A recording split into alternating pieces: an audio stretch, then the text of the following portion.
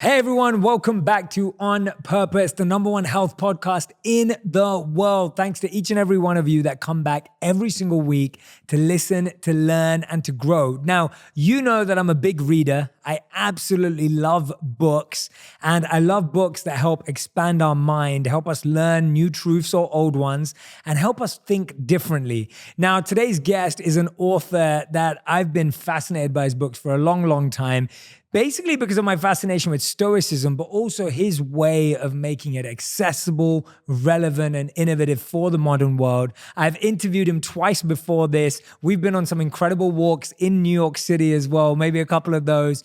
And today I'm glad to see an old friend and have him on the show. It's none other than Ryan Holiday. Now, for those of you that don't know Ryan is one of the world's foremost thinkers and writers on ancient philosophy and its place in everyday life. He's a sought-after speaker, strategist, and the author of many best-selling books, and some of my favorites, including The Obstacle is the Way, Ego is the Enemy, and The Daily Stoic. Today, I'm excited to talk to him about how we can incorporate stillness into our lives and what it means to live a fulfilling life. Welcome to the show, Ryan Holiday. Thanks for having me. I wish we could be walking. I know. You know, I've thought about that many times. Like, could you do a good interview walking?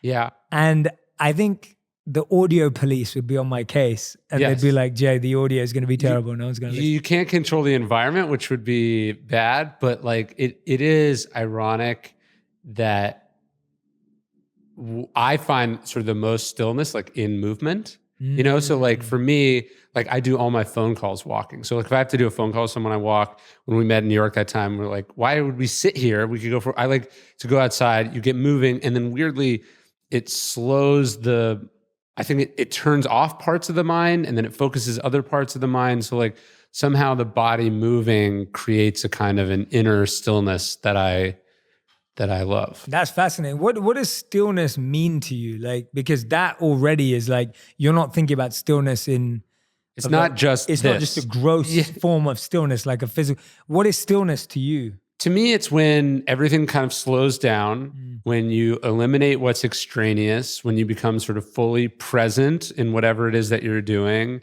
and you have the ability to sort of direct your thoughts, direct your body, direct your sort of spirits and emotions, rather than kind of be directed by them. So like, what's interesting is I think when you think about like the really great people that you admire, whether they're sort of spiritually great or athletically great or, you know, creatively great, I think what they all share is some kind of stillness. There's like, even if they're really active, there's something about them that is really deep, you know? And so the book and sort of where I've tried to go in my life more recently is like, how do you cultivate that? How do you create that? How do you create space for that?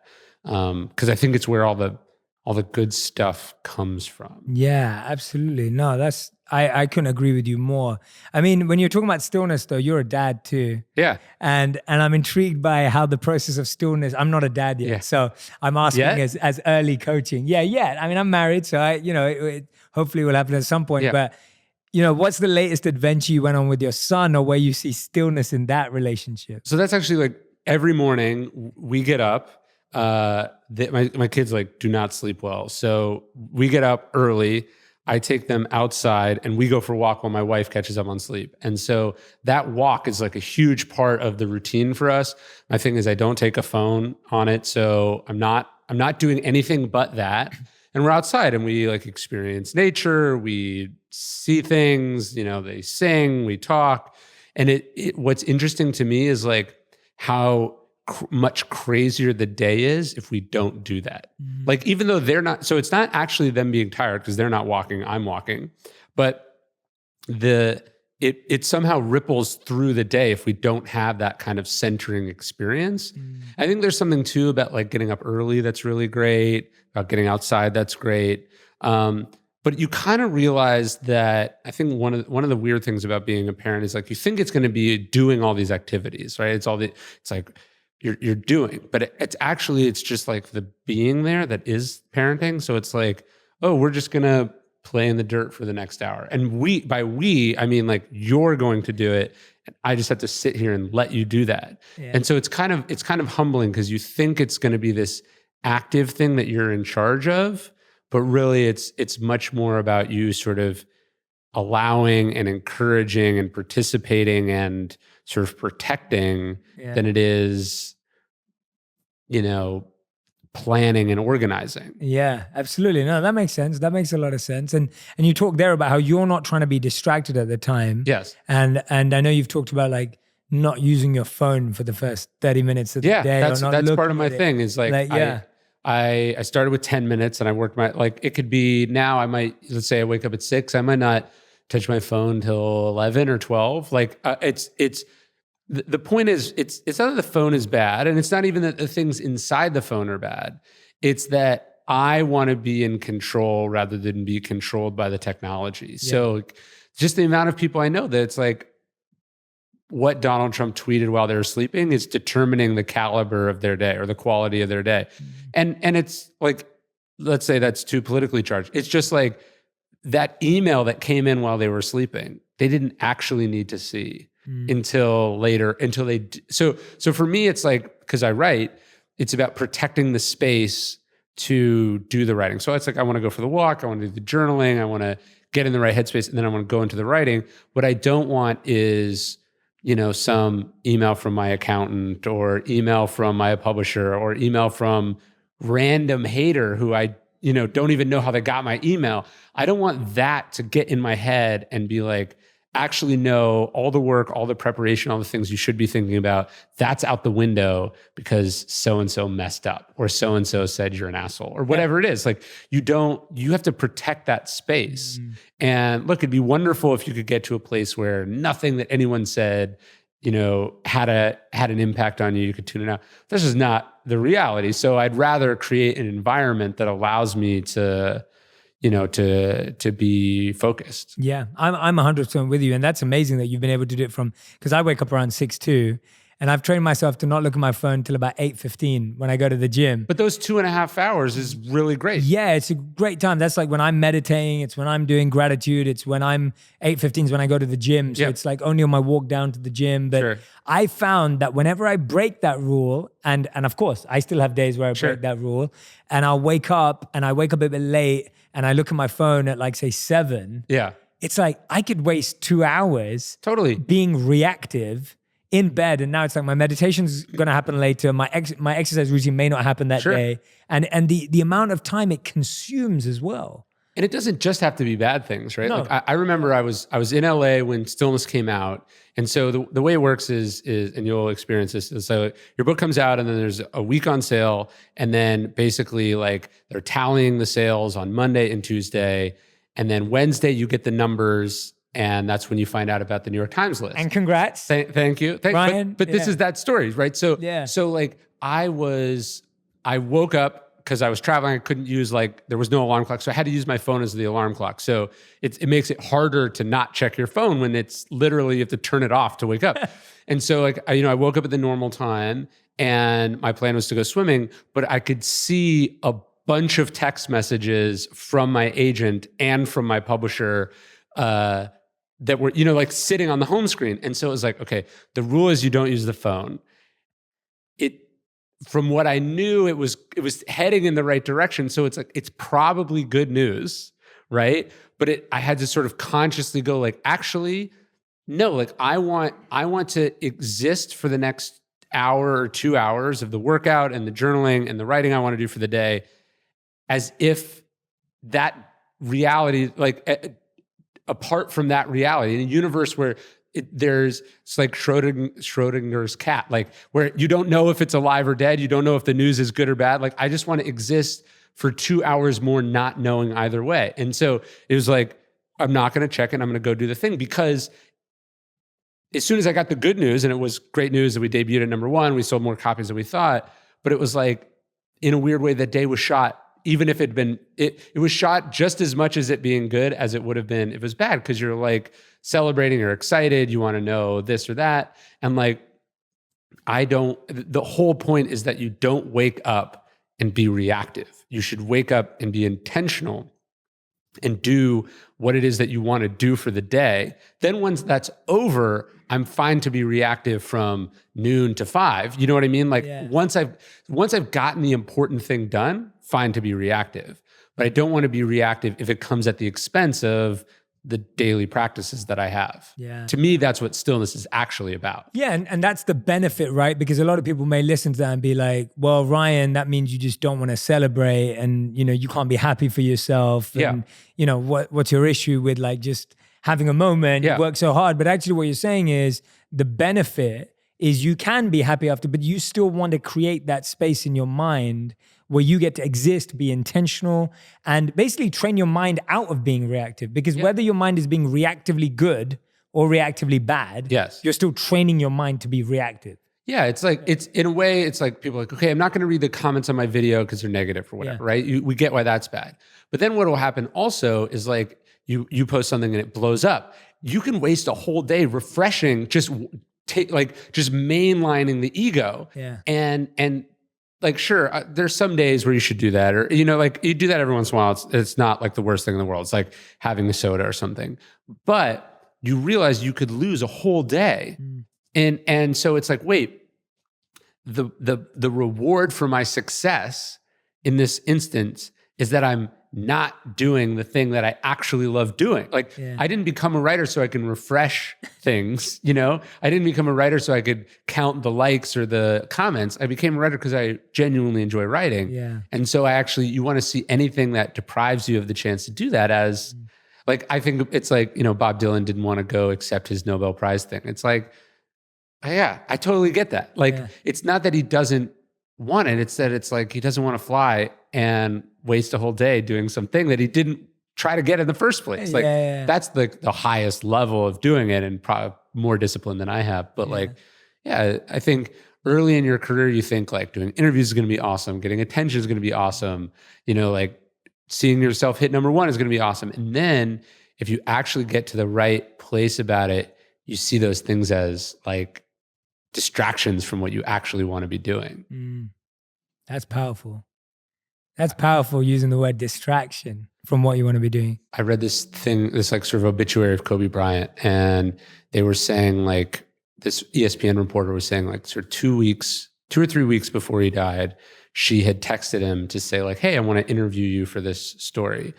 And like on the one hand, the reason you want to become the world's best at whatever it is you do is to be interviewed. You want to see yourself on ESPN, and he has shoe deals and social media followers and things that would benefit from being in the media. And his response was like, he texted her back. He's like, my girls are keeping me busy. Like, hit me up some other time. And first off, the discipline that takes normally is incredible.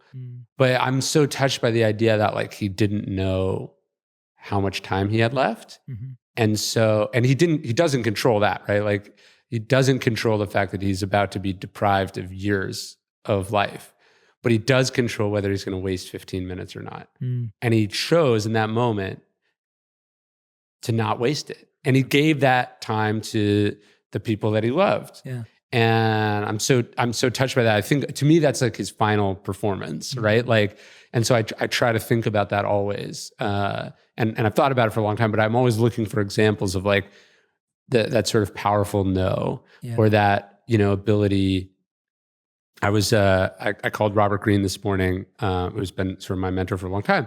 And I was like, Robert, I'm like driving by your house on my way to this thing. Do you want me to stop by and say hello? And he was like, I'm doing my work right now. Let's see each other later. I'm like, you could be insulted by that, but I was like, oh my God, this is this is what it takes to be great. Do you know what I mean? And like, so in a weird way, not only was I not hurt, I was like, that's my lesson. That's professionalism. Do you know what I mean? Like, but because it's easier to say yes. It's easy to be like, oh, come over, like, oh, turn on the TV, or oh, whatever. It's easy to say yes. It's hard to say no. Yeah, absolutely. There was another interview, you remind me of that, with Kobe Bryant, and I think it was one of his last interviews as well. I can't remember what channel it was on, but he was asked like to describe with one word a few things in his life. And so they ask him like basketball, he says love, and LA, and he says home. And then they ask him retirement, and he says peace. Ooh. And it's an amazing thing. And I was fortunate enough to interview Kobe Bryant last year. And even when you were with him, he was in such a peaceful, happy space in retirement, which for most athletes, it's the opposite. It's the opposite, right? Yeah. It's like full of anxiety. So you're trying to figure out your identity again and who you are and your ego and everything. Whereas for him, he was just totally like happy storytelling and writing and like, funnily enough, like in this storytelling world, and I like basketball. I don't know everything about it. So we ended up talking for an hour about storytelling, right? Because that's what he was doing now. And he was so satisfied with that being his purpose. Yeah. And anyway, it's just when someone says peace in retirement, you're like, wow, like that, but stillness is the key. No, I was just like, wow, there's so much. You wish everyone could have that. Yeah. And I think the other thing, you might go like, okay, how many years of not peace versus how many years of peace? Yeah. But that it's actually like what the sort of philosophers would say, East and West, is like 1 minute of it is everything. Do you know what I mean? Like if you could experience it for 1 minute, you've experienced it for eternity. Yeah. And so to get there at 40 is impressive. To get there at all is impressive. And I think the sort of stoic practice of memento mori, where actually a memento mori ring. Give me the coin. Yes, I have it up and you do. Yeah. So I started wearing this ring too because I want to like sort of touch it always. But yeah, the idea of like death looming over all of it should put some urgency on it. Not like, oh, I have till I'm like people go, oh yeah, when I retire when I'm 60, I'll get to do that. But like you get hit by a bus, your helicopter could crash, like. You get cancer, like the idea that death should be this sort of urgent thing reminding you not to take the future for granted, and that like you got to be working towards that stillness or that peace or that focus, or don't defer the work that you have to do because like you don't know you're going to get to come back to it. Yeah, absolutely. And I mean, with all of these teachings, like obviously stoicism's been something that you've been helping all of us understand, and I love it. I absolutely love it. But from that, which of the teachings in this book has kind of like, was there a teaching that almost surprised you or took you longer to wrap your head around as you've been writing all these books, like that's kind of come to the fore in this one? Yeah. I don't know. I mean, something you didn't believe in straight away, but kind of like, Yeah, that's a good question. I mean, one of the things I struggled with a little bit more in the book that I wanted to tackle things that made me uncomfortable. And so like, I've probably been an atheist since, I don't know, late high school. On higher power. Yeah. and I knew that chapter would be controversial and like I knew it would piss people off, and it did piss people off. Like I was looking the other day, like the first review on Amazon is some person who was like triggered by the fact that I was talking about this thing. And what I'm interested in is like things that are working for people, right? And it's like, it's hard not to look back at history and not see that pretty much everyone believed in some kind of higher, like atheism is the exception, not the rule. And I was in Budapest a couple months ago, and I was walking by this church, and there's some like classical music concert, and I hate classical music, but and I just went in and I sat and I watched this like a sort of classical concert. They were singing in Latin in a Catholic, like a 500-year-old Catholic church or something. And, the acoustics were perfect. Like I understood none of it, but I was just like, this experience is what people have been having for thousands of years. Like, what is it that's working for them? Why, why am I closing myself off to it? So I didn't like, I'm still like on that path, I think, but I've certainly moved from like atheist, which is like, there's no God, to agnostic, which is like, I don't know, and sort of an openness to larger experiences. So I think, again, like, I think the theme in my book is like, what if smarter, wiser people than me a long time ago figured out? And let me try to articulate that in a modern context. And so that was certainly a big one for me. Yeah, no, I love that. And I just love how open you are, because I've always said that to people. I'm like, with any belief, it's like, if someone was able to present to me a better, stronger case for a new set of beliefs that are timeless and universal in application, I would adopt them. You should. You should. Right, like as a genuine seeker of what works, what is fascinating, and what actually has an impact. versus a fad or a trend that may not have that longevity. Well, there's one of my favorite quotes from Epictetus is like, it's impossible to learn that which you think you already know. And so actually, I feel like on the path towards wisdom of learning, you shouldn't be becoming more certain in your beliefs. You should actually become less certain and more open, right? And so I think it was sort of realizing, oh, this atheism is because I read a Richard Dawkins book when I was 19, which was great. And I'm glad I read it because it made me question things I'd accepted as a child. But that if I'm just stuck there, I'm not getting better, I'm not learning, and I'm no better than people I might be criticizing for their own, not thought out beliefs. And so like, I think one of the things I've experienced as I've gotten older, as I've read more, as I've become successful is like, is just a kind of an openness and a like less rigidity in my beliefs. And I think that's a theme in the Stoics is just this idea of like, yeah, if someone can prove that you might be wrong about something or get you to consider some question that you previously thought you had the answer to, they're doing you a huge favor. Yeah. Even if they're knocking down a whole structure that you've been living your life, they're doing you a favor because like that was built on unsturdy ground. Yeah. And so, yeah, it like seeking that out, embracing it, appreciating it, not resenting it, not reacting against it has been, I think that's an important practice. Life gets so much easier when you focus on what you can control rather than what's outside of it. One thing I tell people who ask, how can I change my life? In all honesty, if you want an abundant life, you have to fuel yourself properly. Eating organic food used to be very expensive and sometimes difficult, but now that's not the case. I'm so happy to introduce you to Thrive Market. I love using them and I actually just finished snacking on some organic walnuts that I got from them. With Thrive Market, you get high quality organic and non-GMO groceries delivered to your door for a lot less than you're paying now. And if that's not enough incentive, they also help out families in need. As a Thrive Market member, I get the products I love, and my paid membership provides a free one for someone in need, like a low-income family, teacher, veteran, or first responder. This is a company that truly cares about people and making sure we all get high quality nutrition.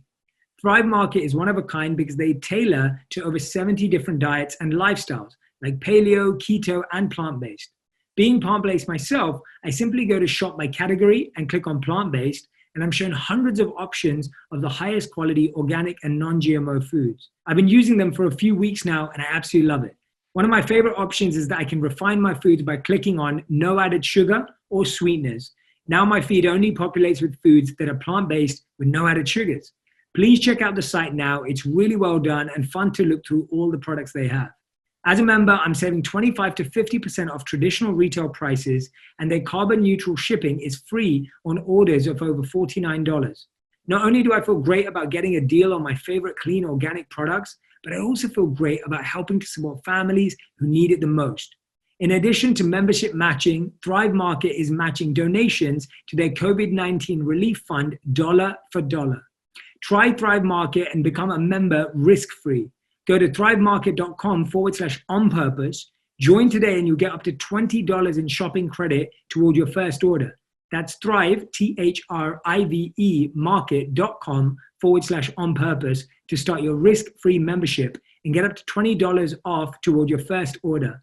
thrivemarket.com/onpurpose. Yeah, I agree. That's beautifully said. Do you think it's what I find fascinating about all of this is when you're whether it's an early atheist, theist, early adopter of a new diet or whatever it is, we develop this sort of like ego around being this evangelical ambassador of it.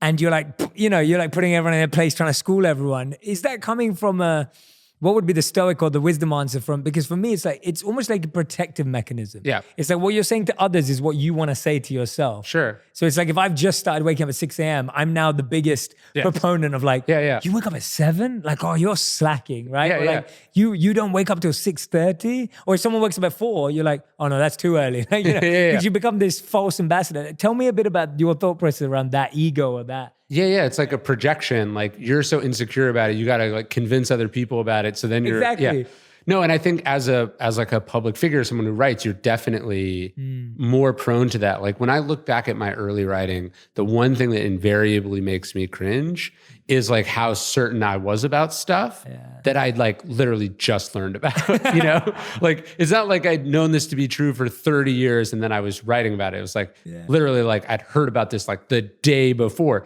And that's the stuff that never ages well. Yeah. I heard this great expression, like it ages like milk. You know, that certainty ages so badly. Yeah. And like one of the weird things, like when I look at obstacle, ego, and stillness is like, okay, obstacle is like 50,000 words, ego's like 55, and let's say stillness is 60 or something like that.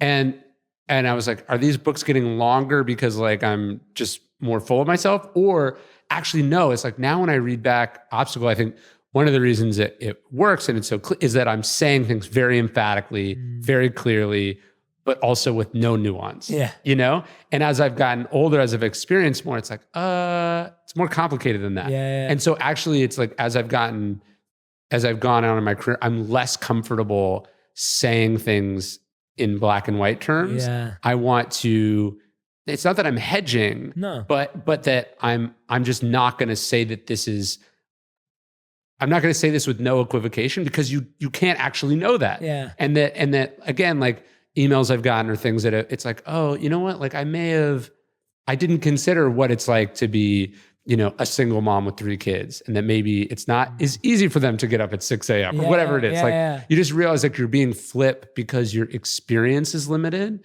And so I think as I've gone on and gotten older, I'm negative capability. It's from Keats, I think.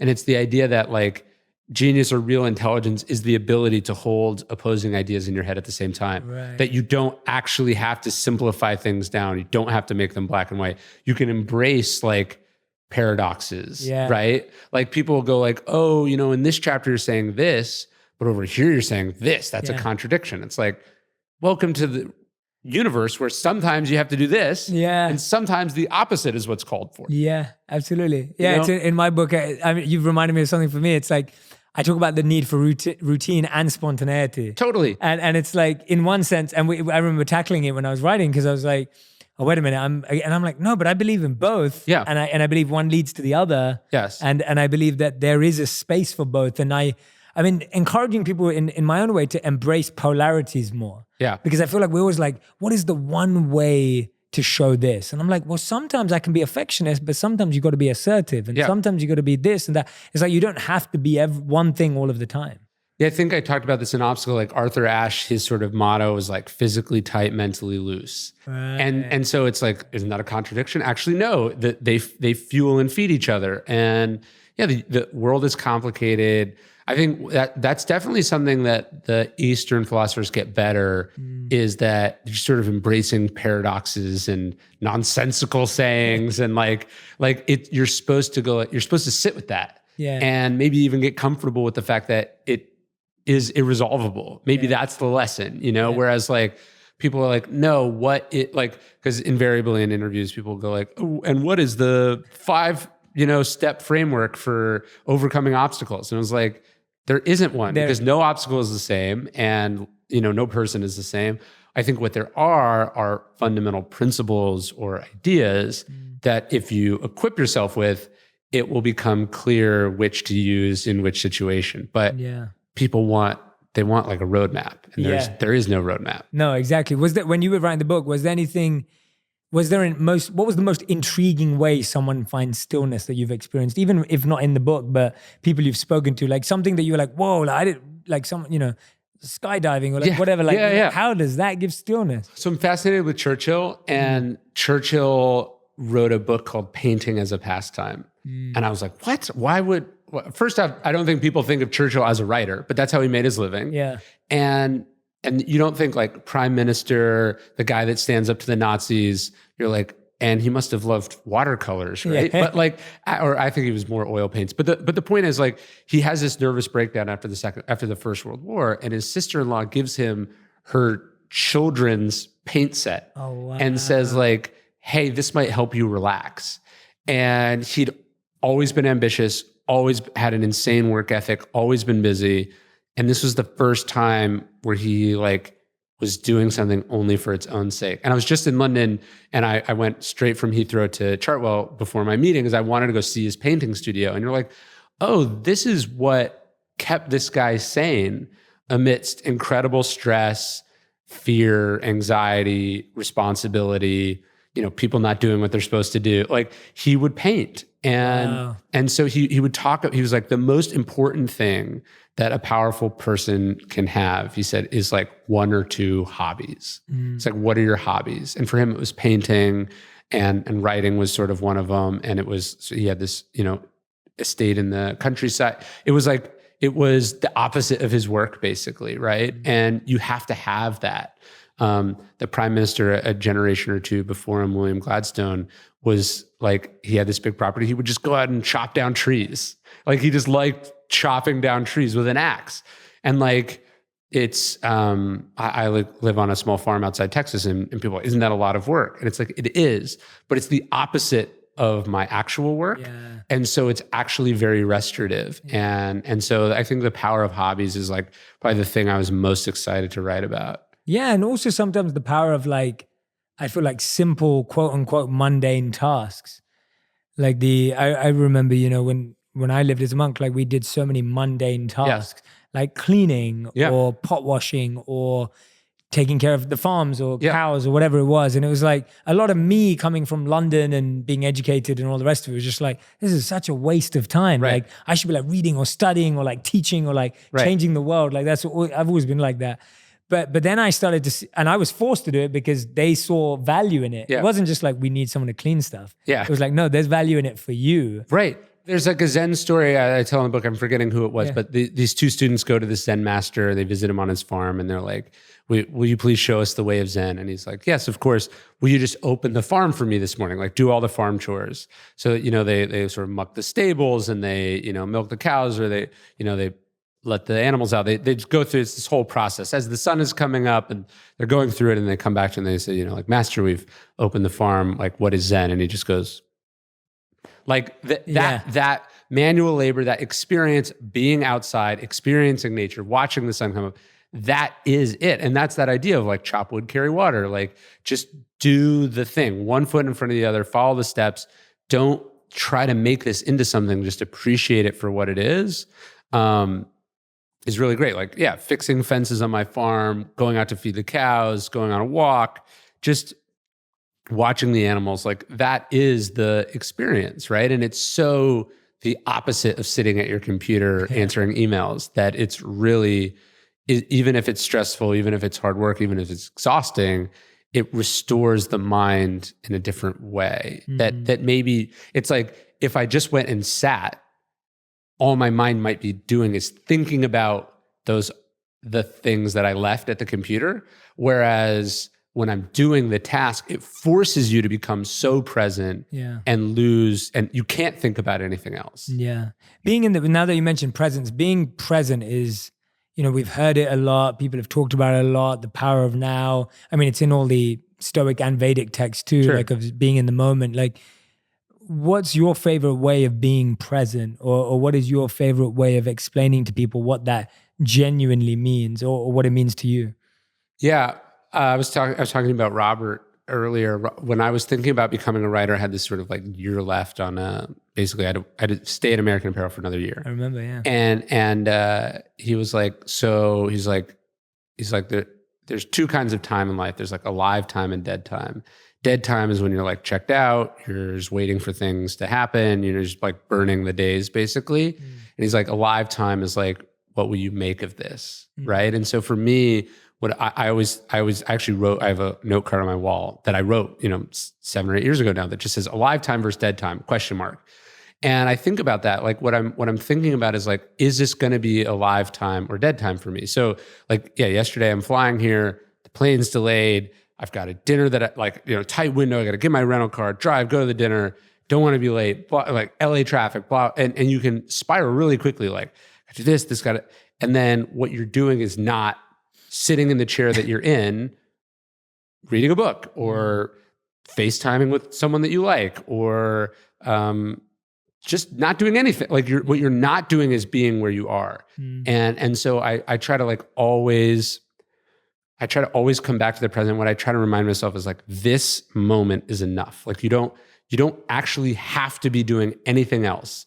Like you don't have to go to that thing later. You don't have to be on time. Like you just have to be here. Totally. And it's not something you intellectually know and then automatically do. It actually has to be kind of like a mantra in your life that you're repeating all the time. And that's why I have it on my wall too. But you know what I mean? Because it's so easy to forget. So easy to forget. And the funny thing is, it actually drains so much energy when you live in the future. Like totally. If you're constantly planning or like what I've got to get to do next, or if I'm doing this podcast and thinking about all the things I have to do now, and which I've not been thinking about until this point when now I'm thinking about it. And I just looked at all the slips I'm signing for my book right now. Are you doing pages? That's great. There's the inserts. And so it's like, now that I just looked at that and I'm like, when I start thinking about it, all of a sudden I'm anxious because I know how many I have to get through, as opposed to when I was just sitting here and being present. Totally. Yeah. And then like what I remind myself is that it's arrogant. Like doing an interview is hard. You know, writing a book is really hard. Driving is hard. Hitting a pitch in Major League Baseball is hard. The idea that you are so good at this, that you can do it while not 100% being focused, I just like that is arrogant. Like it is too, like you are competing. Like I say to myself, like you're competing against the best writers in the world, and you're competing against that kid, man or woman, who wants to break in more than anything. The idea that you're so good and that people love you so much that you can do this with only 37% focus is arrogant, and that's when you lose. That is a great point. You know what I mean? I love that point. That is brilliant. Wow, I never looked at it like that. Yeah. Yeah, no, it's spot on. I get it. Like in baseball, you have 400 milliseconds to decide and swing at a pitch. The idea that you can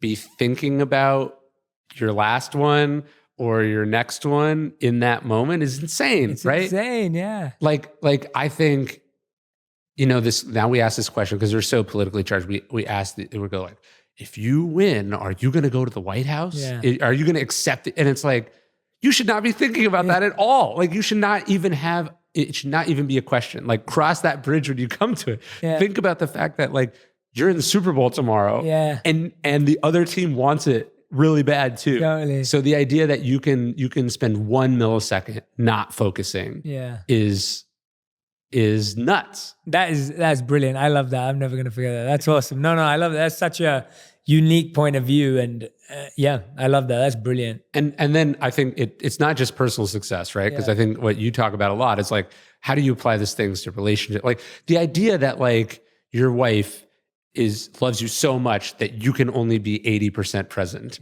or that your kid your kid can do with 32% of a father. Like, it's like you promised to be there. Yeah. And the idea that you can do this and be on your phone, or you can do this and be mulling over your meeting tomorrow or whatever, like you're stealing that from someone. Yeah. Now, when you talk about focus in that way though, I feel like stillness and silence and all these kind of like, they're so rare now. Yeah, sure. And so we're almost scared of them. Like we're scared of what's rare. Yeah, of course. And we get scared of things that we don't do often. And so like when people talk about like when you have an awkward silence, like there are no silences in this conversation because it's genuinely back and forth. But if I didn't know what to say, I would be silent. But if you did that in a date scenario, if you did that in a interview, like I remember, you've just sparked, when I was interviewing for a role in my company, I was interviewing people and none of them would stop to think. Yeah. Because I think they expected to have an answer straight away. And I had one person who would stop and say, can I think about that for a moment? Yeah. That's always so impressive. Yeah. And I was so impressed. I hired that person. And when I hired them, I was so scared because I thought two things. Either they're really stupid, right? Or they're really smart. Right. And thankfully they ended up being really smart. Right. But it was like that point of just like, we're so scared of stillness and silence. What have you seen that? Have you noticed that? And like, yeah. I think we're afraid of what the silence is going to reveal. Like, I think we're afraid to look in the mirror, so we distract ourselves. Do you know what I mean? Like, we know that the silence will reveal the emptiness, right? And so that's why we're always doing, talking. Like the amount of people I know that it's like they're listening to audiobooks, like tweeting, watch it, like just like, can you just sit there? Like sometimes I'll get somewhere early and be like, I'm just gonna sit here. Like I'm not gonna do anything. I'm just gonna sit here. And actually, like the nothing is the something is hard for people to do. You just realize like people are like, if I turn my mind off for 2 seconds, like I might realize that I hate my job or that like this relationship is over and I got to leave it. Or, like we're afraid of we're afraid of the truths that we're going to find out. And so that's why, people are glued to the television, glued to their phone, glued to consuming. So they don't have to create, so they don't have to face, so they don't have to think. And that is, I think, that's the problem of our time. Yeah. And that's the mistake too, because it numbs us from the reality that we're experiencing. Yeah. And then 5, 10, 15 years down the line, you're now like, oh, I should have known this before. Well, I talk a little bit in the book about like the Cuban Missile Crisis. That's like, that happens over 13 days. Just the idea of like allowing that to happen over 13 days, like now it'd be like, oh, we got to tweet out a response like right now, like just the idea of letting something unfold, going like, I'm not sure I have all the information, like Kennedy's expression was like, I want to use time as a tool, but not as a couch. So you're not like, it's not silence, it's not retreating, it's not thinking because you're afraid of facing it. It's that you're like, no, I'm going to deal with this, but I don't want to deal with it like half-cocked or only partially informed. And so having the discipline, but also the confidence to do that is really important. And I think at the end of the day, a lot of these emotional reactions, a lot of these instantaneous reactions, a lot of the chatter is rooted in like insecurity and fear and anxiety.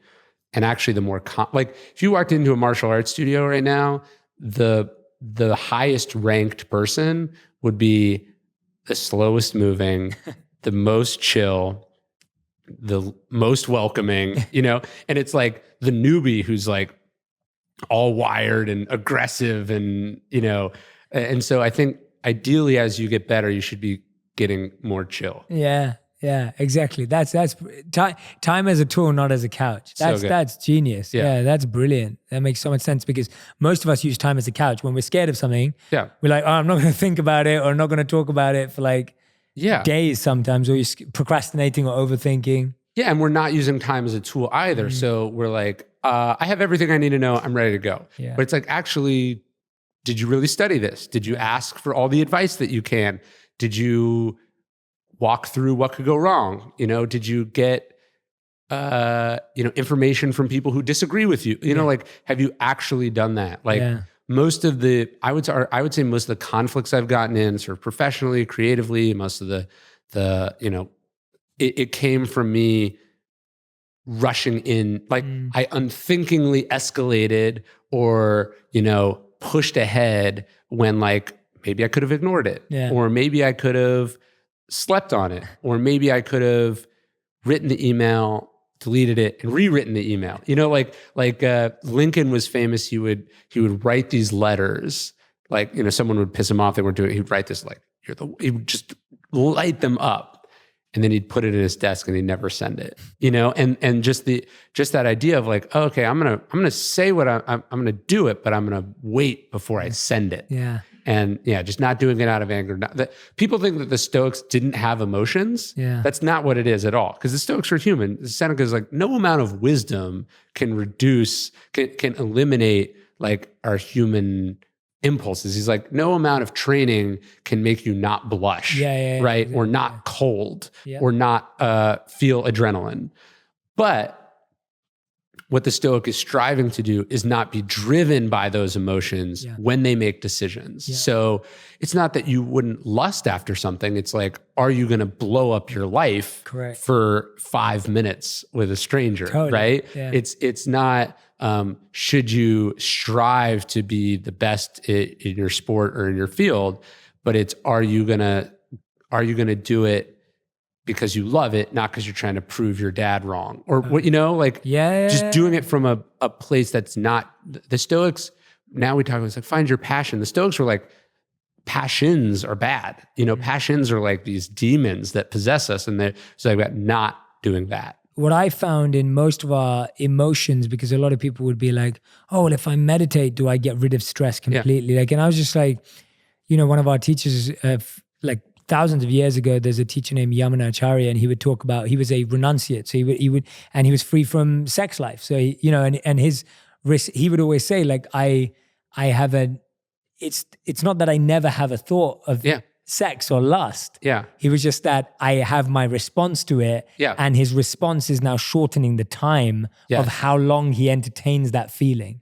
Yeah, I think Viktor Frankl's like, there's stimulus and there's response. And what you're trying to train is that space between those two. Totally. And I think early on, there's no space. It's like this. And you're just trying to, if you can add a half second, do you know what I mean? Yeah. To just even go like, no, I'm not going to do that. Totally. Yeah. Or I'm going to do it this way instead. Yeah. Or maybe I'll do it tomorrow. Totally, like you write the letter, but do you have to you write the letter because you're so angry, you're going to go but do you have the control an hour later not to put it in the mail? Yeah.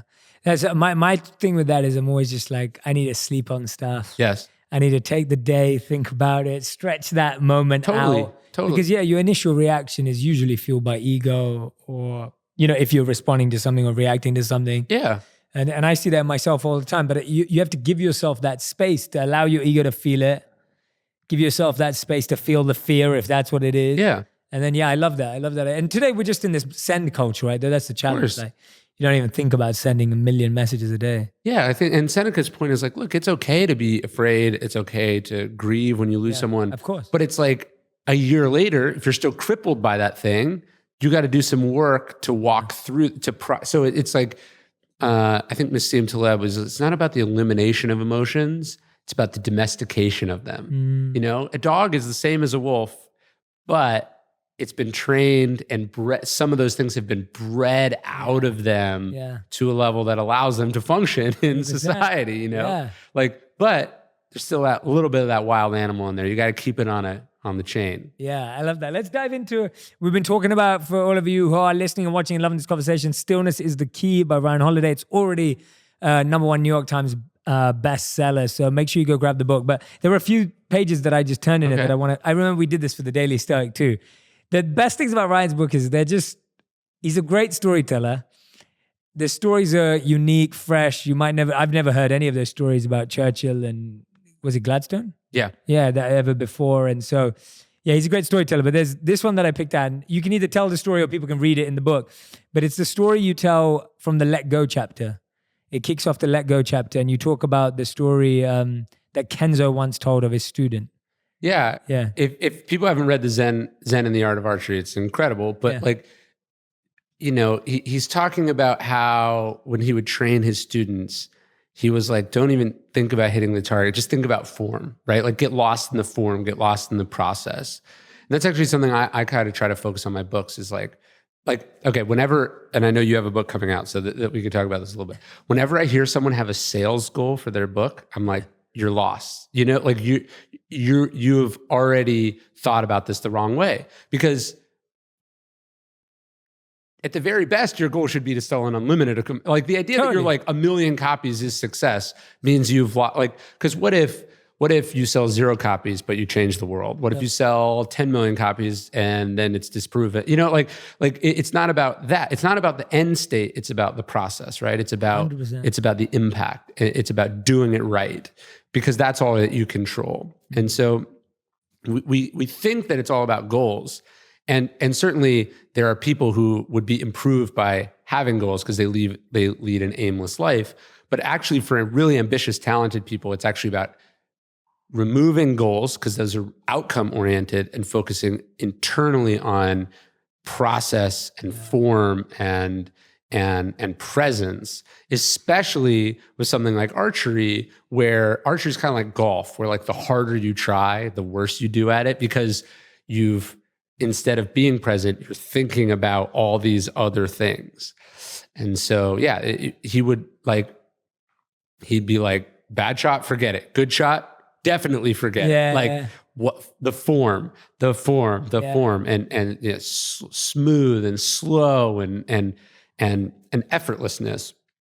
That's actually what you're trying to get to. And I think writing is like that. Music is like that. Acting is like, the harder you're trying to be a good actor, the worse of an actor you are. Yeah. You have to get lost in it. Yeah, totally. And that was, I've recently started, I got a tennis coach recently. Yeah, tennis also, yeah. So tennis was something that I used to play a lot as a kid and a teenager, but never was trained. Yeah. And I picked it up and I'm competitive so I could play.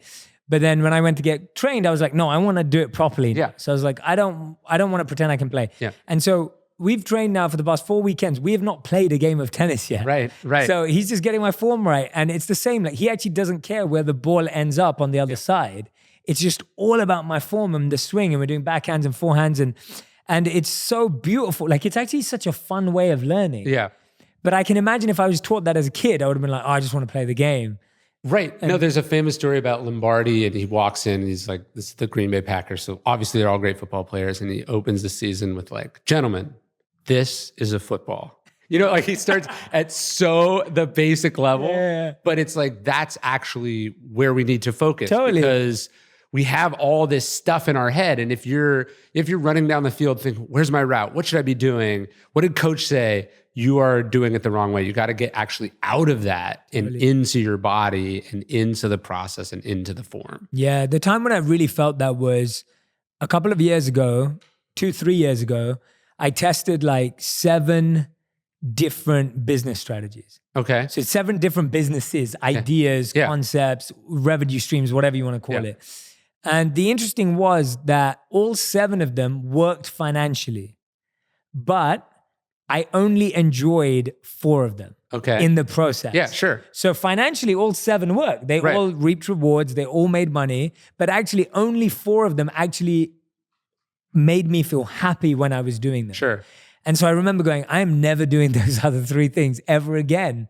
And that might seem like a basic decision, but most people do the exact opposite. Totally. They're like, which of the 7 made the most money? Totally. That's the right one to do. Yeah, but I know that, and I still say it now, like the biggest satisfaction for me today is I get to wake up and do what I love every day. Like to me, that's just like, it's life-changing. And you know, I work with and coach, and I'm sure you do too, so many people who literally will come to me and be like, Jay, I just built this $1 billion business in 12 years, but I wasted 12 years of my life, or I didn't enjoy it. Right? Well, one of the things that was really helpful to me, because I built this company where we work with authors and do ghostwriting and help build sort of the stuff we're talking about for people. And I kept noticing over and over again that the people that were coming to me had like built $1 billion companies, huge brands, they'd done this thing.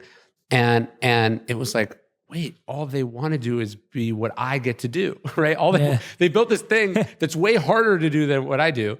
And now they want to, and so I was like, I have to make sure, because it's so easy to get away from that thing because you have all these other opportunities. It's like, wait, if the person becomes a billionaire and what they really want to do is write for a living, and I am lucky enough to write for a living without having had to be a billionaire, I got to make sure I protect that purity and that space and that privilege to do that thing that I have found what I love, and not be tempted away from it by what's more exciting, what's more lucrative, what's more, the bigger ego hit, whatever. Yeah, exactly. And I think those are they're such like subliminal lures and like, just everything we see, and you go for the shiny objects or the platform or the title or whatever it may be. I actually said that I'm really happy hearing from you. You've written 9 books now? Yeah, 9 or 10, something like that. Yeah, 9, it's like, I'm happy hearing it from you because I said the same thing to my team, and because we wrote a chapter on process and not result too, based on the Bhagavad Gita quote they use. And so when I was writing that, I was explaining that to my team. I was like, I'm not writing this trying to be a New York Times bestseller or a Wall Street. I was like, I was trying to explain the concept through my own process. I was like, I'm trying to make sure we write the best book we possibly can write, and that I absolutely love, and that I'm enjoying while I'm doing it. And look, you have to do that because it's inherently unpredictable, right? Like, let's say 8 of my first 9 books did not appear on the Times list, and they probably sold enough copies to, because the world isn't fair, because somebody made a mistake, because somebody had a vendetta. I don't know why, but is that going to determine success for me? Totally. Then I've just handed over my sanity, my happiness, my success to an outside entity. And then conversely, let's say you do get it. Well, what if I'd gotten it, but actually I knew deep down the book was no good, right? Or that I cheated or plagiarized or, had someone write it for me, or that I bought my way onto the list, which you can do, right? Like I'm prefacing or preferring an outcome to process and missing the entire point. Totally. And as I think I messaged you when I saw the news that you now share something in common with Leonardo DiCaprio. Where it's like the guys had to wait so long to get an Oscar. Well, look, the other thing, it's like 3 weeks after I hit it or 4 weeks after I hit it, like Donald Trump Jr. took the #1 spot. So it's like, this doesn't matter. You know what I mean? Like, you also have to remind yourself that like, it doesn't actually matter. It's just a piece of paper. It's just a random accomplishment. How many people have done it before you? How many people will do it after you? If it was meaningless when you were deprived of it, also have to remind yourself it doesn't really matter when you get it. It's just extra. Yeah, I love that. I'm so aligned with that. And let that blow your mind if it takes a bit of time, because I think it does take a bit of time we're always trying to move away from pain because we think we have to move closer to pleasure. Yes. When actually... You can be indifferent. The Stoics talk about indifference. Correct, yeah. And in Vedic terms, it's neutrality. Yes. Like it's same thing, but different. Yeah, just that neutrality in happiness and distress, in fame and infamy, in... Well, so one of the things, so like that indifference can feel like, okay, does nothing matter? Is that nihilism? Correct, yeah. And one of the way the Stoics sort of navigate that, which I love, Seneca goes, but there's also preferred indifference, like not indifference, CETS, right? Yeah. There's things you are indifferent to, but you would prefer, right? Yeah. So he's like, it's better to be tall than short. Yeah. It's better to be rich than poor or whatever. It's better to hit the list versus not hit the list, but you also still have to not let it affect you either way, right? And realizing that, okay, it's good to get it, but it can't be everything to get it. Correct. I lived in New Orleans when I was writing my first book, and they have this word that I love there, lagniappe. Do you know this word? No, I don't know. It means like the 13th donut. It means like the extra, like, so you buy 12 donuts and they throw in an extra donut. Right. You're like, you paid for 12, you get 12, great, right? If you got 11, you'd say, hey, you owe me one. But like, it's the extra. It's like the cream. It's the bonus. Yeah. And so for me, it's not that like I didn't care that I hit #1. It's not that I don't care that my books have sold copies, that I've got to do cool things, that it's been lucrative. It's that is extra on top of that. I enjoy doing the work, that I get to do my passion, that I know it's extra on top. Yeah. And then that way you can take it or leave it. Yeah. No, I love that. Okay. This is from the chapter called Heal the Inner Child, which I thought was fascinating because I've never heard you talk about that before. I don't feel I don't think so. Yeah, I don't think I've really heard you mention that. Tell me where that idea sparked from for this chapter and why it was such a focus. I mean, part of it, to be perfectly honest, from like therapy, right? Like you realize that a lot of the really strong reactions and feelings and things that you have are not you as an adult. They're you at whatever age you're stuck in, right? So it's you, the 13-year-old whose parents got divorced. It's you, the 11-year-old who was humiliated in front of math class, right? Or it's you, the 6-year-old who had to wear glasses and you didn't like it, or we all have experienced trauma and pain and deficiencies and problems, and there's a part of us that is that age that needed something then that we didn't get, and now we have to do the work to parent that inner child, because an 11-year-old or an arrogant 17-year-old is not going to cut it in the world of publishing, right? Because like you're going to have to be an adult, you're going to have to be the bigger person, you're going to have to be responsible, you're going to have to be mature. And so just the act of deciding to parent that inner child, to reassure them, to comfort them, to be what you didn't get from the people who should have done it when you were that age, is really important. And if you don't have that, if you cannot settle that inner child, you will not have stillness, you will not have success, or you will end up destroying that success because you're not capable, you're not mature enough to deal with it. Yeah. And so, yeah, like, look, you're not going to meditate your way into healing that inner child. Like, you got to go to therapy, or you got to have some unpleasant conversations. You got to look in the mirror. You got to journal. You got to do some work there.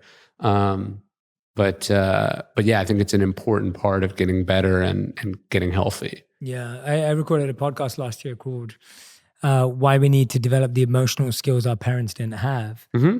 And it's also about that compassion, that when you go through that process of building those skills, you realize how hard it is. Oh, totally. And to display it and to express it and for people to feel it and to be able to learn how to do it for yourself. And I think that's what, what therapy or meditation really is your ability to parent yourself, your ability to give yourself what you feel you need from others. Yes. And becoming aware and being specific about what that is. Yeah, just making sure your life is not ruled by these emotional reactions or issues, that it's not your fault that you have them, but it is your fault if you don't deal with them. You know? Exactly. And it'll blow, if you don't, it'll blow up your marriage, it'll blow up your work, it'll blow up your, it'll just make your life not as good as it can be. And yeah, taking the time to do that like inner work is really, really important. Yeah, absolutely. So Ryan, we've got these 2 segments now that we end with. You're the only second person after my wife to have done this. Okay. So it'll be fun to do with you. It's called fill in the blanks. Okay. So you have to end the sentence, and you can end it with more than one word, but you gotta end the sentence. So good writing is never easy. Stillness is similar to. Well, I would say nothing, right? It's a singular. What I love about stillness is that like it's very hard to define, but everyone knows what it is. Yeah. You know what I mean? Like everyone's experienced it. Might have been for me, not for me, but it's like for one person it was, watching the snowfall. For the other, it was playing the piano, and for the other, it was, who knows, right? It's a totally different thing, but it is this singular, unique thing that. What I love about it is that it appears in every philosophical school and religion. Yeah. And there are very few things that's true for. It's true. Absolutely. All right, I love that. Ryan Holiday loves? Family, work, like family writing, like family craft, and life. Cool. Having a farm helps me? Relax, disconnect, and... be active. I have no tolerance for too many things, and unfortunately, the expression of suffering fools. Like I have problems realizing like not everyone holds themselves to my standards, and that they're my standards, and it's totally unfair to expect other people to live up to a promise they never made. Yeah. I've always found that hard. I can totally relate to that one for sure.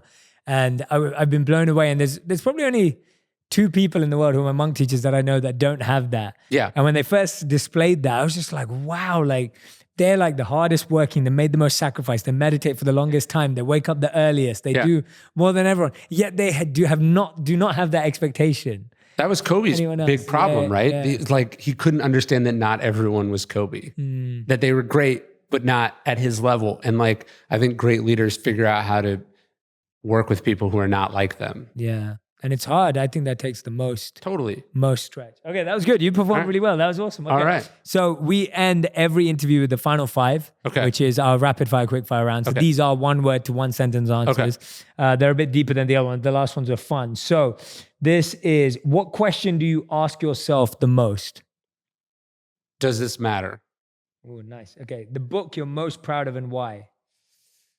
I actually think Conspiracy is my best book because it was That's one of yours that I haven't read. It was the most outside my comfort zone. It was and weirdly has done the worst. And so I also love that like I can be proud of it for intrinsic reasons. Yeah, that is the funny thing about that is that's how I feel about some of my favorite videos. Of course. I think every creative person is like, you have to learn how to separate best from most popular. Totally, yeah. Because they're not the same. They're not the same. Absolutely. Yeah, I agree with you. Okay, question number 3.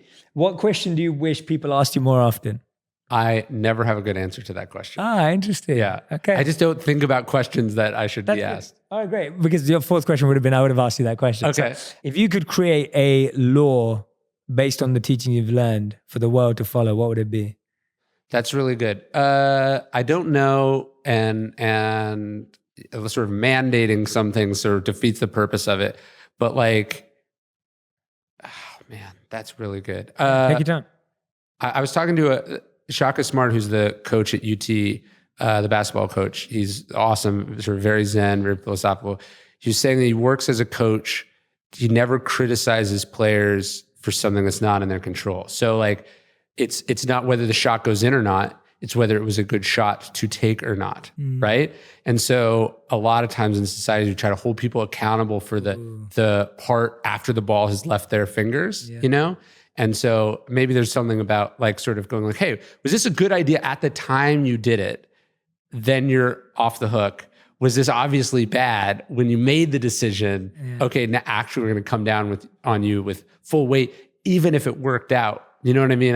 Maybe there's something there. No, that's brilliant. I love that. I don't know how you build a law around it, but I don't either. That is, I fully believe that. I think we so try and either predict how a decision is going to pan out. Yeah. And that stops us from making a good decision right now. Yeah. Or when the decision goes wrong, we start blaming the time that we made it. Yes. And like, oh, you shouldn't have told me to do that or whatever it is. Yeah, that's powerful. I really like that. Yeah. Like, was it a good shot to take? Yes. Yeah, that's really cool. Because look, a great shooter is only going to shoot 50 or 60% from the field. So it's going to miss a certain percentage of the time. But if they don't take the shot, they're not going to make it. So how do you,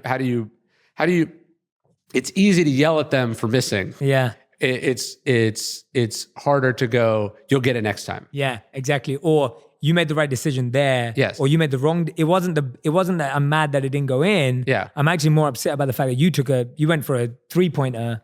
Yeah, there's like a famous story about John Wooden where like Kareem Abdul-Jabbar or something made like a behind the back pass, worked out great, worked out perfectly. And he was like, I'm mad at you because, a behind the back pass, works 70% of the time.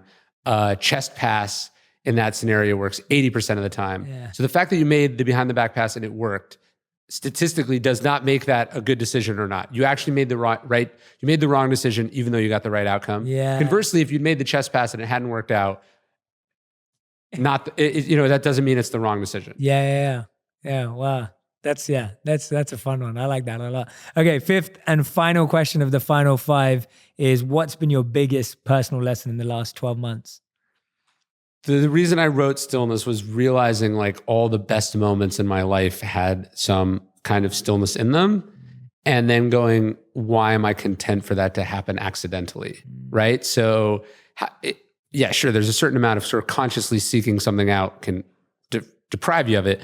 But it's more like, how am I just going to make sure that I'm not making this thing that I actually want X, but are my decisions making X more or less likely, and going, okay, so stillness is the goal. That's the aim. That's what success is. Yeah.